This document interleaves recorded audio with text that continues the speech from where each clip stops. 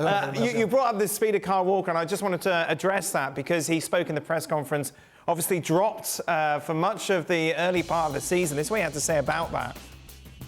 I can't sit here and lie to you and say it didn't hurt. Of course it did. You start to doubt yourself, but you have to go back to basics, to what you're good at, what he bought for, and prove him wrong. And that is what I need to do to react as a as a professional.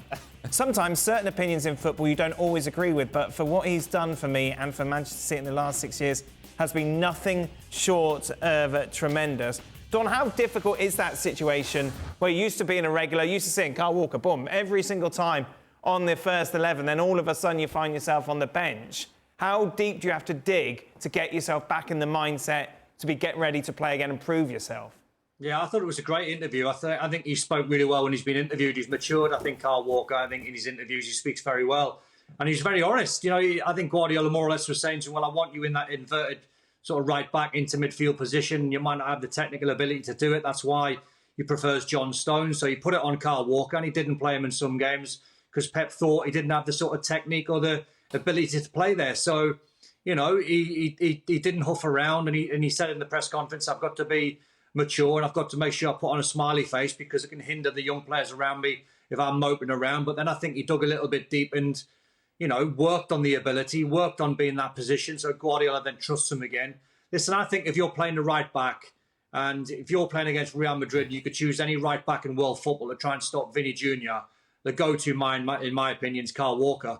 So I think he deserves a load of credit for what he's been saying, because great interviews, very honest, but also the work that he's done when he's not been in the side to convince someone like Guardiola, who, by the way, it can't be easy. You can try and convince some of the managers that we've played under that you're good enough and you can do the role, but trying to convince Pep, that must be unbelievably hard. So credit to him.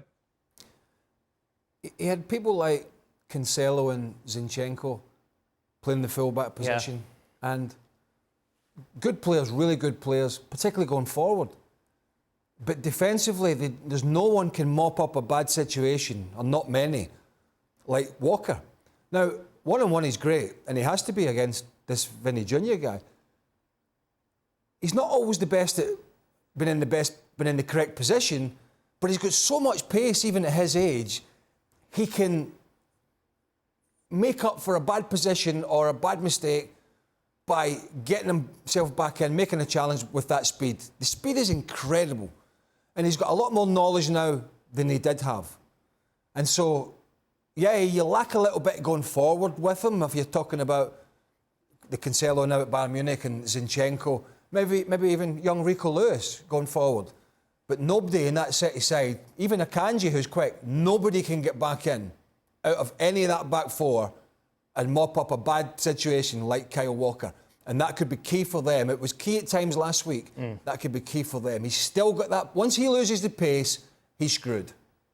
He's absolutely done for at that level when he loses his pace. But he hasn't, and that's his big attribute. And, boy, will they need that again tomorrow. Thanks so much for watching ESPN on YouTube. And for more sports highlights and analysis, be sure to download the ESPN app. And for premium content and live streaming, subscribe to ESPN Plus.